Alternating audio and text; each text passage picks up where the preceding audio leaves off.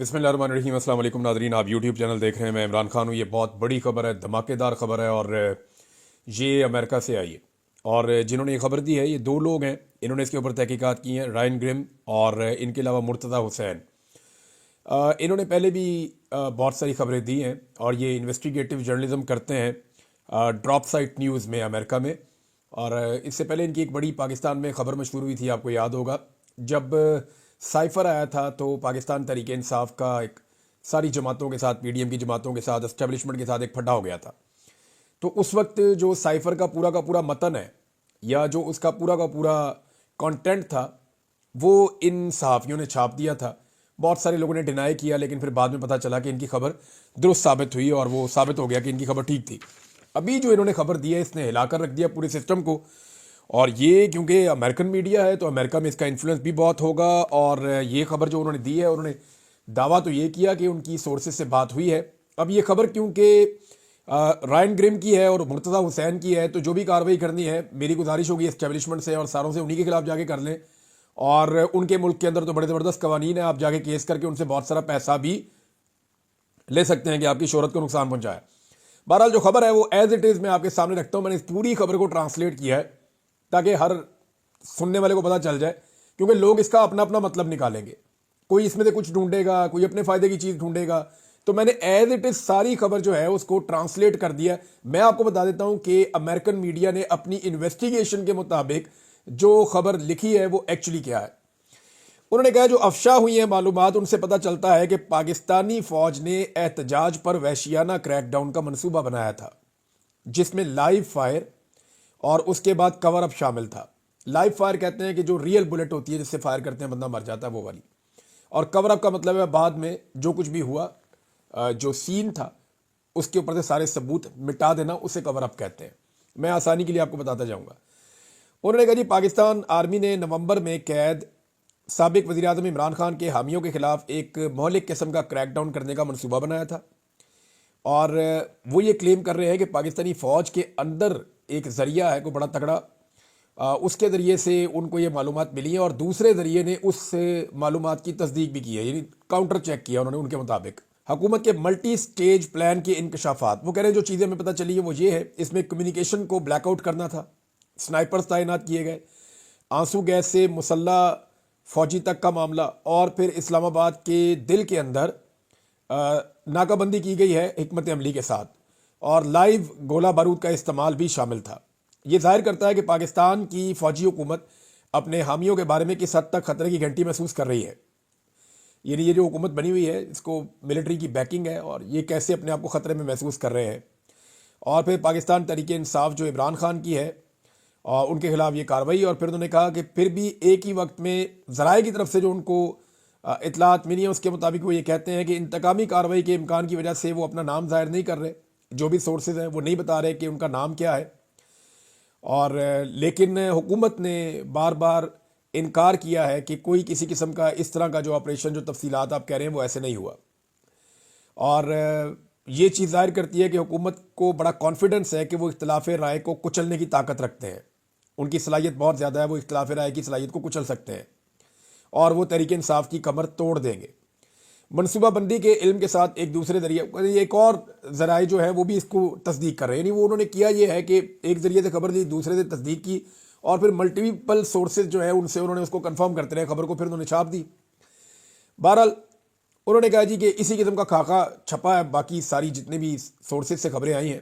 उन्होंने कहा कि 26 नवंबर को इमरान खान साहब ने दारुल हुकूमत इस्लामाबाद में मुजाहरों की कॉल दी थी। यहाँ पे फैक्चुअली गलत है, वो 24 नवंबर को इमरान खान साहब ने कॉल दी थी, लेकिन 26 को क्योंकि वो सारा इंसिडेंट डी चौक में सानिया हुआ तो इस वजह से 26 नवंबर सबके दिमाग में है। तो उन्होंने कहा जी कि उनकी कॉल के ऊपर बहुत बड़ी तादाद में हज़ारों इमरान खान साहब के हामी पीटीआई के इस्लामाबाद पहुँचे, तमाम रुकावटों को उन्होंने अबूर किया। उन्होंने जो कार्गो कंटेनर्स थे रस्ते में उनको भी हटाया, इंटरनेट की बंदिश का सामना किया और आंसू गैस की शेलिंग का सामना किया। और एक जो क़यादत कर रही थी वो इमरान खान की अहलिया थी और दूसरे अली अमीन गंडापुर थे, वो क़यादत कर रहे थे, जो खैबर पख्तूनख्वा के वज़ीर आला हैं। और ये 4 सूबों में से एक सूबा है जहाँ पे इमरान खान साहब की पार्टी ने हुकूमत बनाई है। फिर उन्होंने कहा जी कि व्हाट्सएप जैसी सोशल मीडिया एप्लीकेशन भी बंद रही उस दिन, और फ़ौज को दारुल हुकूमत में बुलाया गया।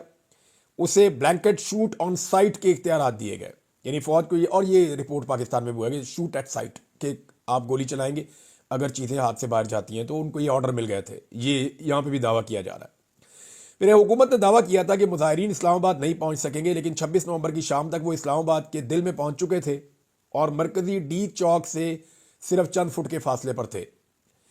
پاکستانی حکومت کا جو ایک علامتی دل بنا ہوا ہے, انہوں نے کہا کہ پاکستانی فوج کے ذرائع کے مطابق اس وقت حکومتی مشن مظاہرین کو ڈی چوک پہنچنے سے پیچھے ہٹانا تھا, اور پاکستان کی فوجی حمایت یافتہ جو حکومت ہے یہ اس کے دفاع کے لیے ایک آخری آپ سمجھے رکاوٹ تھی. وہ چاہ رہے تھے یہاں تک وہ نہ آئے. اچھا جی, اس الزام کی تصدیق کے لیے ٹھوس شواہد فراہم کرنے والے ذریعے کے مطابق, یعنی مختلف سورسز سے انہوں نے پوچھا, تو وہ بتا رہے ہیں پاکستان کے طاقتور chief of army staff general Asim Munir کی ہدایت پر 25 نومبر کی صبح پاکستانی فوج کے ملٹری آپریشن ڈائریکٹوریٹ میں آپریشن کی منصوبہ بندی کی گئی تھی. یہ بڑا سیریس ایلیگیشن ہے کہ جناب آرمی چیف کی قیادت میں جو ملٹری آپریشنز کا ایک ڈپارٹمنٹ ہے پاکستانی فوج کا, اس کے اندر وہ یہ کلیم کر رہے ہیں کہ وہاں پہ کوئی منصوبہ بندی کی گئی تھی. منصوبے کے تحت جناح ایونیو ڈی چوک کے سامنے کی مرکزی سڑک کو گھیرے میں لیا جائے گا, جس میں شپنگ کنٹینرز کے ڈھیر ایک رکاوٹ کے طور پہ کام کر رہے ہیں.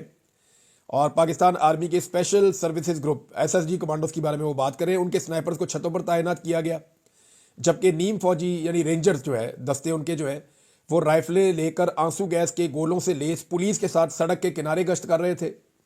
جیسے ہی اسلام آباد میں رات پڑی, ہزاروں کی تعداد میں PTA کے حامی جناح ایونیو پر جمع ہو گئے, جو ڈی چوک سے محض ایک پتھر کے فاصلے کا مطلب یہ کہ پتھر آپ پھینکیں تو جتنی دور جاتا ہے اتنے فاصلے پر تھے. وہ ہائی کمان کے احکامات واضح تھے, مظاہرین کو ہر قیمت پر ڈی چوک پہنچنے سے روکے. ذرائع نے بتایا کہ اس منصوبے کو عملی جامہ پہنانے کے لیے فوج نے کثیر الجہتی نقطۂ نظر کا استعمال کیا. پہلا مرحلہ انتشار اور خوف کے بیج بونے کا تھا, لوگوں کو ڈرانے کا تھا.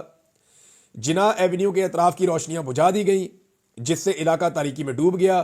اسی وقت پاکستان کی جو ہے وہ ایک ایجنسی اور ان کی ٹیموں نے مواصلاتی نیٹ ورک کو جام کرنے کا اشارہ دے دیا. انٹرنیٹ جام ہو گیا, پوری طرح سے مواصلات رابطے کٹ گئے, جس سے مظاہرین کی ایک دوسرے اور بیرونی دنیا سے بات چیت کرنے کی صلاحیت مؤثر طریقے سے منقطع ہو گئی. ذرائع کے مطابق یہ بلیک آؤٹ مظاہرین کے حوصلے پست کرنے اور ان کے حوصلے پست کرنے کے لیے ڈیزائن کیا گیا تھا, ڈرانے کے لیے, پریشان کرنے کے لیے کیا گیا تھا. جیسے ہی ہجوم کو پریشانی نے اپنی لپیٹ میں لیا, آپریشن کا دوسرا مرحلہ عمل میں آیا اور مختلف سمتوں سے آنسو گیس کو بہت تیزی سے فائر کرنے کا حکم دے دیا گیا, اور دم گھٹنے والے دھوئیں نے گھبراہٹ میں مبتلا مظاہرین کو بھاگنے کے لیے مجبور کر دیا. اچھا, وہ یہ کہہ رہے ہیں یہ نقطۂ آغاز تھا.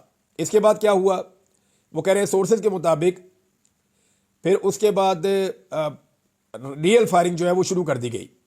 بھاری اسالٹ رائفل فائر بھی اس میں شامل ہے. بھاگنے والے ہجوم پر اندھا دھند فائرنگ کی گئی. سنائپر جو چھتوں پر حکمت عملی کے ساتھ کھڑے تھے ان لوگوں کو نشانہ بناتے تھے جنہیں دشمن یا دھمکی امیز سمجھا جاتا تھا. ذرائع نے بتایا کہ بہت سے لوگ بھاگ گئے. جب ابتدائی برسٹ سپرے کیا گیا تو لوگ بھاگے. یہ غیر یقینی ہے کہ کس نے لوگوں پر بھاری مشین گن سے فائر کرنے کا حکم دیا. ابھی یہ اس بارے میں کہہ رہے ہیں کہ یہ اس وقت کس نے موقع پہ حکم دیا کہ آپ بھاری ہتھیاروں سے فائر کر دیں لوگوں کے اوپر, اس بارے میں وہ کہہ رہے ہیں یہ غیر یقینی ہے. عمران خان کی بہن علیمہ خان کے بارے میں انہوں نے لکھا کہ وہ موقع پہ موجود تھیں اور انہوں نے انٹرویو دیتے ہوئے ڈراپ سائٹ کو بتایا کہ آنسو گیس کے ساتھ ساتھ شوٹنگ کی بھی تفصیل بتائی. انہوں نے کہا کہ جب مظاہرین اندھیرے میں ڈوب گئے تو قریبی کاروں نے نشانہ بننے سے بچنے کے لیے اپنی لائٹیں بند کر دیں اور مکمل اندھیرا ہو گیا, اور موبائل فون بھی بند کر دیے گئے. انہوں نے کہا کہ نوجوان مظاہرین نے آنسو گیس کے جو گولے گر رہے تھے انہیں اٹھا کر واپس پھینکنے کا کام کیا, جبکہ جو بزرگ مظاہرین تھے وہ ان کے اوپر کپڑا ڈال رہے تھے, ان کو ڈھانپ رہے تھے. انہوں نے مزید کہا کہ ریلی سارا دن ایسے لگتا تھا جیسے ایک تہوار کی طرح آگے جا رہی ہے, لوگ بالکل پرامن تھے. مظاہرین کے ساتھ ان کے بچے بھی شامل تھے. انہوں نے پرتشدد ہونے کا کوئی ارادہ کسی موقع پہ ظاہر نہیں کیا. پھر انہوں نے کہا کہ یہاں لکھا ہے کہ اس آپریشن کے دوران درمیانی اونچائی پر اڑنے والے جو ڈرونز ہیں جن کے بعد تھرمل امیجنگ کی صلاحیت موجود ہے. تھرمل امیجنگ کہتے ہیں جی یہ جو ایسا ڈرون جو نیچے اگر اندھیرا بھی ہے نا تو وہ انسانی باڈیز کو دکھاتا ہے. یہ بارڈر پہ استعمال کیا تھا, امریکن نے بہت استعمال کیا, انڈینز کے پاس بھی ہیں, ہمارے پاس بھی ہے. یہ ایسا ہوتا ہے کہ اگر کوئی آدمی اندھیرے میں بھاگ رہا ہے تو اس کی وہ ریڈ کلر کا اس میں نظر آتا ہے, وہ پتہ چلتا ہے یہاں بندہ جا رہا ہے, اور اس کا پورا ایک ہیولا نظر آتا ہے. تو اس طرح سے وہ تھرمل ڈرون کی بات کر رہے ہیں. یہاں پہ انہوں نے کلیم کیا کہ وہ بھی چھوٹے ڈرون جو ہیں وہ لائیو نگرانی کے لیے وہاں پہ موجود تھے جو دیکھ رہے تھے, اور آپریشن کے کمانڈ سینٹر میں جو قتل عام ہو رہا تھا اس کی ریئل ٹائم فوٹیج وہاں پہ جا رہی تھی. پھر سورس نے بتایا, جو سورس ان کو بتا رہا ہے وہ یہ کہہ رہا ہے کہ تکنیکی نقطہ نظر سے اس نے اشارہ کیا کہ کریک ڈاؤن پہلے سے شروع کر دیا گیا تھا. پھر ایک اور چیز انہوں نے کہی کہ آپریشن کے آخری مرحلے میں ایک تیز اور مکمل صفائی شامل تھی. یعنی پہلے یہ ہوا کہ آنسو گیس کی شیلنگ ہوئی, پھر ڈائریکٹ فائرنگ ہوئی, اور فائرنگ کے نتیجے میں لوگ جو ہے وہ وہاں پہ شہید بھی ہوئے اور زخمی بھی ہوئے. یہ اس طرح کی کہانی بتا رہے ہیں, اور یہ سارے مناظر وہ کہہ رہے ہیں یہ ایک کنٹرول روم تھا جہاں پہ دیکھے جا رہے تھے, اور اوپر کوئی ڈرون بھی اڑ رہا تھا. یہ ان کا کلیم ہے. اچھا, اس کے ساتھ انہوں نے کہا کہ جی اس کے بعد ایک صفائی کرنی تھی اس پورے جائے وقوع کی. تو جیسے ہی فائرنگ بند ہوئی تو انہوں نے ISI کے یونٹوں کو جناح ایونیو روانہ کر دیا گیا تاکہ تشدد کے تمام نشانات کو مٹایا جا سکے, اور اس میں شامل تھا کہ لاشوں کو ہٹایا جائے, جو شیلز ہیں ان کو ہٹایا جائے, کھوکے شوکے وہاں سے ہٹائے جائیں, اور کوئی دوسرا ثبوت جو وہاں پہ موجود ہے وہ وہاں سے ہٹایا جائے, اور جو پرامن منتشر ہونے کے حکومتی بیانیے سے متصادم ہو سکتا ہے. یعنی انہوں نے کہا حکومت کہہ رہی ہے جی بڑے پرامن طریقے سے منتشر ہو گئے, ہم نے ان کو آرام سے وہاں سے نکال دیا, لیکن حکومت کے بیانیے سے متصادم جتنی چیزیں تھیں, جو ثبوت تھے, وہ سارے وہاں سے مٹا دیے گئے. پھر وہ یہ کہہ رہے ہیں کہ جو ہمارے سورس نے ہمیں چیزیں بتائی ہیں وہ آزاد ذرائع سے موصول ہونے والی بہت ساری دیگر رپورٹوں کے ساتھ بھی مطابقت رکھتی ہیں. انہوں نے پھر میڈیا کے بارے میں بتایا کہ NRK جیسے بین الاقوامی میڈیا آؤٹ لیٹ کی جو رپورٹ ہے وہ بھی اس سے مطابقت رکھتی ہے. ہجوم میں سنائپر کی فائرنگ اور زندہ گولہ بارود کے استعمال کے خوفناک منظر کی تفصیلات پہلے بھی موجود ہیں, اور طبی پیشہ ور افراد نے BBC اور دی گارڈین, یعنی ڈاکٹر حضرات ہیں, انہوں نے BBC اور گارڈین سے گمنام طور پہ جو بات چیت کی ہے اس میں انہوں نے بتایا کہ لوگ گولیوں سے زخمی ہوئے ہیں, اور جو شہید ہوئے ہیں وہ بھی گولیوں سے ہوئے ہیں. شواہد کو چھپانے کی کوششوں کی تصدیق حکام کی جانب سے طبی ریکارڈ ضبط کرنے اور طبی عملے پر خاموش رہنے کے لیے دباؤ ڈالنے کی اطلاعات سے ہوتی ہے کہ جی اگر شواہد چھپانے ہیں تو موقع واردات پہ بھی چھپ رہے ہیں, اور ہسپتالوں کا ریکارڈ بھی غائب کیا جا رہا ہے, یہ بھی یہ کہہ رہے ہیں. اور پھر وہ یہ کہہ رہے ہیں کہ جس طریقے سے سنائپرز کو تعینات کیا گیا, وہاں پہ ایک ایسی ویڈیو بھی آئی جس میں ایک جو ہے وہ بندوق چھین کر مظاہرین لے کر جا رہے ہیں, اور یہ ایک سنائپر رائفل تھی جو جدید رائفل ہے جو کمانڈوز استعمال کرتے ہیں, فوجی کمانڈوز استعمال کرتے ہیں. اس کے بعد لکھتے ہیں مطیع اللہ جان صاحب جو ہیں ان کو اغوا کر لیا گیا کیونکہ وہ اس معاملے پہ لاشوں کی تحقیقات کر رہے تھے اور وہ یہ جان رہے تھے. ایک اور صحافی ان کو بھی اغوا کر لیا گیا. پھر مطیع اللہ جان صاحب جب واپس آئے تو ان کے اوپر جو الزامات لگائے گئے انہوں نے ان الزامات کو رد کر دیا, اور انہوں نے کہا جی یہ مذائقہ خیز ہیں. ثاقب بشیر صاحب کا ذکر ہے کہ ان کو 3 گھنٹے بعد رہا کر دیا گیا تھا, اور یہ ان پہ ایلیگیشن لگایا گیا کہ جناب یہ منشیات کے زیر اثر ہے, جو کہ ایک مذائقہ خیز الزام ہے. PTI کے مطابق کم از کم 14 افراد ہلاک اور 200 کے قریب زخمی ہیں. تاہم حقیقی تعداد کا پتہ لگانا مشکل ہے کیونکہ سینکڑوں مظاہرین اپنے اہل خانہ کے ساتھ لاپتہ ہیں, اپنے اہل خانہ کو نہیں مل سکے. اس بات کا یقین نہیں ہے کہ آیا وہ مردہ ہیں یا زندہ ہیں. علیمہ خان نے کہا کہ ریلی کے بعد اتنے زیادہ مظاہرین کی پکڑ دکڑ نے الجھن اور پریشانی میں اضافہ کیا ہے کیونکہ لوگ لاپتہ ہیں اور ہمیں نہیں پتا کہ وہ زندہ بھی ہیں یا نہیں ہیں, یا وہ خفیہ حراست میں ہو سکتے ہیں. اچھا, آخری جو جملہ ہے اس میں وہ یہ انہوں نے لکھا ہے کہ خان نے کہا کہ تم انہیں گولی کیسے مار سکتے ہو, ہم کسی دشمن ملک میں نہیں ہیں. یہ جناب یہاں پہ یہ ختم ہو جاتی ہے خبر. میں نے آپ کے سامنے رکھ دی جو خبر انہوں نے چھاپی ہے ڈراپ سائٹ نیوز نے. پاکستان کو اس کے اوپر پاکستانی گورنمنٹ کے لیے بڑے ایشو پیدا ہو جائیں گے اس خبر کے بعد, کیونکہ امریکہ میں بہت تیزی سے یہ بیانیہ بن رہا ہے اور یہ بڑی تیزی سے حقائق سامنے آ رہے ہیں کہ ایکچولی یہ جو فائرنگ ہوئی ہے یہ پاکستان کی ریاست رسپانسیبل ہے, اور پاکستان کے عام لوگ شہید ہوئے ہیں وہاں پہ, اور جو لوگ لاپتہ ہیں ان کے حوالے سے ابھی بھی تشویش ہے کہ وہ لوگ موجود ہیں یا قتل ہو گئے ہیں, زندہ ہیں یا نہیں ہیں. یہ بہت بڑا سوال ہے. پاکستان تحریک انصاف کو اس معاملے میں بہت کچھ ابھی کرنا ہے, دیکھتے ہیں وہ کیا کر پاتے ہیں. ظلم خلیل داد کا ایک ٹویٹ بھی اس حوالے سے ایک دن پہلے آیا تھا, اور انہوں نے جو بات کی وہ بھی بڑی امپورٹنٹ ہے. انہوں نے کہا جی پاکستان کے لیے سبق سیکھنے کا یہ موقع ہے, جو کچھ بھی بنگلہ دیش میں ہوا اور جو کچھ بھی ابھی شام کے اندر ہوا, تو پاکستان کو وارن کیا جا رہا ہے امریکہ کی جانب سے بار بار, اور پاکستان کی جو حکومت ہے وہ فستائیت سے, ظلم سے اور جبر سے باز نہیں آ رہی. مثال کے طور پہ فائرنگ کے اوپر جو بیانات ہیں حکومت کے وہ سب کے الگ الگ ہیں, وہ ایک دوسرے کے ساتھ ملتے ہی نہیں ہیں. یعنی عطا تارڑ نے کہا جی فائرنگ ہوئی نہیں, اور جب اسحاق ڈار صاحب ملے سفیروں کو غیر ملکی تو انہیں کہا جی ہم نے تو ہتھیار دیے ہی نہیں لا انفورسمنٹ کو, ان کے بعد تو گولی چلانے کا بندوبست ہی نہیں تھا. عطا تارڑ نے بھی یہی بات کی تھی. پھر خواجہ آصف نے کہہ دیا جی فائرنگ ہوئی ہے, لیکن فائرنگ جو ہے وہ خواجہ آصف کے بقول علی امین گنڈا پور کے گارڈز نے کی ہے, یہ اب وہ کہہ رہے ہیں. ایک بیان اسحاق ڈار صاحب نے ایک اور دے دیا کہ انہوں نے کہا جی ہوائی فائرنگ ہوئی ہے اور اس کی وجہ سے بھگدڑ مچی ہے, اور اگر کوئی لوگ زخمی ہوئے تو اس کی وجہ سے. تو ہر ایک کا بیان الگ الگ آ رہا ہے. لیکن کم سے کم حکومت یہ ماننا شروع ہو گئی ہے کہ فائرنگ ہوئی ہے، اور آہستہ آہستہ اب زخمیوں کو اور لاشوں کو بھی ماننا شروع ہو گئی ہے، اور پولیس والے ان گھروں میں بھی جانا شروع ہو گئے ہیں، لوگ وہاں پہ رابطے کر رہے ہیں زخمیوں کے گھروں کے اندر، جو لوگ شہید ہوئے ان کے گھروں کے اندر، کہ کسی طرح بھی انہیں روکا جائے اور مقدمات درج نہ ہو۔ جو لوگ لاپتہ ہیں ان کی فیملیز کو ابھی تک ٹچ نہیں کیا گیا، کچھ سمجھ نہیں آ رہی کہ جو لاپتہ لوگ ہیں وہ گئے کہاں پہ، اگر وہ زندہ بھی ہیں یا نہیں ہیں لیکن وہ گئے کہاں پہ، ان کے بارے میں ابھی تک کوئی سمجھ نہیں آ رہی، کوئی ایسے شواہد موجود نہیں ہیں۔ وہاں پہ جو میڈیا والے موجود تھے ان سے میں نے پوچھا، وہ بھی کچھ بتانے کے قابل نہیں ہے۔ وہ کہتے ہیں جی اتنی زیادہ فائرنگ تھی، ہم نے سب نے وہ علاقہ چھوڑ دیا تھا اور ہم وہاں پہ جا کے دیکھ بھی نہیں سکتے تھے، گھپ اندھیرا تھا، ہمیں نہیں پتا کہ اس اندھیرے میں وہاں پہ کیا ہوا۔ یہ ایک بڑا سوال ہے۔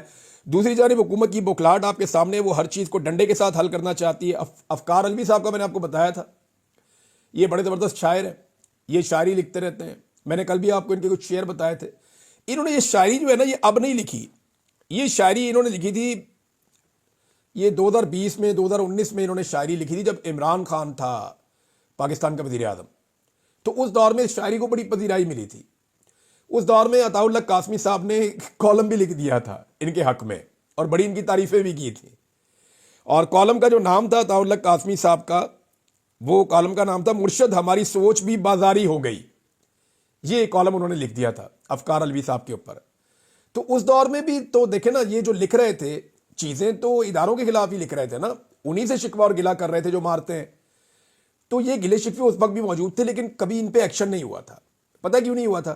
کیونکہ اس وقت جتنے خونی لبرلز تھے وہ ان کے ساتھ کھڑے تھے، جتنی پی ڈی ایم کی جماعتیں تھیں وہ ان کے ساتھ کھڑی تھیں، اور پی ڈی ایم کی جماعتوں کی اسٹیبلشمنٹ کے ساتھ نورا کشتی ہو رہی تھی۔ تو اسٹیبلشمنٹ کو بھی فرق نہیں پڑ رہا تھا کہ نورا کشتی ہے کوئی نہیں ہے، یہ اپنے ہی پالتو بچے ہیں، ان کو ذرا تھوڑا سا پاؤں ماریں گے آگے بوٹ پالش شروع کر دیں گے، ذرا تھوڑا سا آسرا کریں گے آگے قدموں میں بیٹھ جائیں گے، گودی میں بیٹھ کے پھر اقتدار میں آ جائیں گے۔ تو اسٹیبلشمنٹ کو بھی پرابلم نہیں تھی۔ خان آ گیا نا تو پرابلم پتہ کیا ہے؟ پرابلم یہ ہے کہ عمران خان نے وہ جو نورا کشتی تھی وہاں پہ ریئل فائٹ چھیڑ دی۔ یہ جو رنگ کے اندر ایک نورا کشتی ہوتی ہے نا WWF، وہاں سے معاملہ نکل کر MMA میں آ گیا، جہاں پہ اصلی خون گرتا ہے، اصلی چوٹ لگتی ہے، اصلی زخم ہوتے ہیں، اور وہاں پہ صحیح مار بھی پڑتی ہے، کوئی بھی وار آپ کو ڈھیر کر سکتا ہے۔ تو کیونکہ جب ریئل فائٹ شروع ہوتی ہے نا تو پھر یہ چیزیں چپتی ہیں۔ اب وہ جو شاعری 2019 میں 2020 میں ہوئی ہے اس کے اوپر شاعر کو آج ٹائٹ کیا جا رہا ہے، اس دور میں نہیں کیا گیا، نورا کشتی تھی نا، آج ٹائٹ کیا جا رہا ہے کیونکہ آج نورا کشتی نہیں ہے۔ اس کو آپ سمجھیے کہ اگر کوئی آدمی اینٹی اسٹیبلشمنٹ بیانیہ لے کر اس ملک میں سیریسلی چلا تو وہ عمران خان ہے، کیونکہ امپیکٹ اب آیا نا، سوشل میڈیا والے اٹھا لو، یہ بندہ اٹھا لو، جو بولے اس کو اٹھا لو۔ ایسا پہلے تو نہیں ہوا، پہلے ایسا اس لیے نہیں ہوا کہ امپیکٹ آتا ہی نہیں تھا، جعلی لڑائیاں ہوتی تھی، تھوڑا تو میں نے برا کہہ لے، تھوڑا میں تجھے برا کہہ لوں گا، تیرا بیانیہ بھی بن جائے گا، ذرا تھوڑی بات بھی بن جائے گی تیری تھوڑی سی۔ تو پہلے اس طرح معاملہ چلتا تھا، اب ویسے معاملہ چلتا نہیں ہے۔ اب 2 شعر اور آگے جی مارکیٹ میں، اور 24 گھنٹوں کے اندر میں تو جناب اس کو خراج تحسین پیش کرنا چاہتا ہوں، اس دماغ کو، اس سائنسدان کو، جس نے افکار الوی صاحب کا یہ بیان حلفی لکھوا کر 24 گھنٹے کے اندر انہیں پورے پاکستان کا ہیرو بنا دیا۔